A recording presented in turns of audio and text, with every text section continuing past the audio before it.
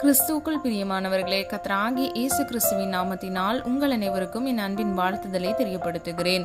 கர்த்தர் இன்று உங்களுக்காக கொடுக்கும் வாக்குத்தத்த வசனம் 18வது சங்கீதம் 19வது வசனம். அவர் விசாலமான இடத்திலே என்னை கொண்டு வந்து என் மேல் பிரியமாய் இருந்தபடியால் என்னை தப்புவித்தார். ஹல்லேலூயா.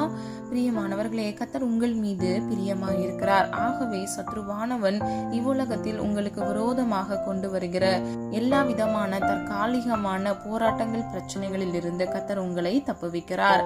அவர் உங்களை விசாலமான இடத்தில் கொண்டு வருகிறார். அதாவது உங்களுக்கான ஆசீர்வாதத்தை இது குறிக்கிறது. பிரியமானவர்களே, நீங்கள் விசுவாசித்தால் தேவனுடைய மகிமையை காண்பீர்கள் என்று வேதம் சொல்லுகிறது. அது மாத்திரமல்ல, விசுவாசிக்கிறவனுக்கு எல்லாம் ஆகும் என்று வேதம் சொல்லுகிறது. கர்த்தர் உங்கள் மேல் பிரியமாய் இருந்தபடியால் அவர் உங்களை விசாலமான இடத்தில் கொண்டு வந்து உங்களை தப்புவிக்கிறார். எல்லா தீங்கான காரியங்கள், சத்ருவின் போராட்டங்களிலிருந்து கர்த்தர் உங்களை பாதுகாக்கிறார், தப்புவிக்கிறார். ஹல்லேலூயா.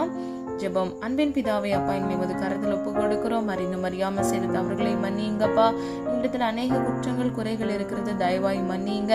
நீ சொன்ன இந்த வாக்குத்தத்த வசனத்தின்படி தகப்பனே, விசாலமான இடத்தில் உடைய பிள்ளைகளை கொண்டு சேர்த்து பிள்ளைகளுக்கு உண்டான எல்லா தேவைகளையும் கர்த்தர் சந்தித்து பிள்ளைகளை ஆசிர்வதிக்கும்படியாய் ஜெபிக்கிறேனப்பா.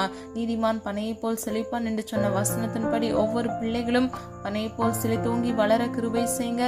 நீதிமானின் சிரசின் மேல் பரிபூர்ண ஆசீர்வாதம் தங்கும் என்று சொன்ன வசனத்தின்படி உடைய பிள்ளைகளின் சிரசின் மேல் பரிபூர்ண ஆசீர்வாதம் தங்கி தாபரிக்க அதை சுதந்திரித்துக் கொள்ள பிள்ளைகளை தகுதிப்படுத்துங்க, ஆசீர்வதிங்க, பாதுகாத்துக் கொள்ளுங்கப்பா. உடைய பிள்ளைகள் மீது நீர் பிரியமாய் இருக்கிறபடினால் உமக்கு நன்றி செலுத்துகிறோமாப்பா.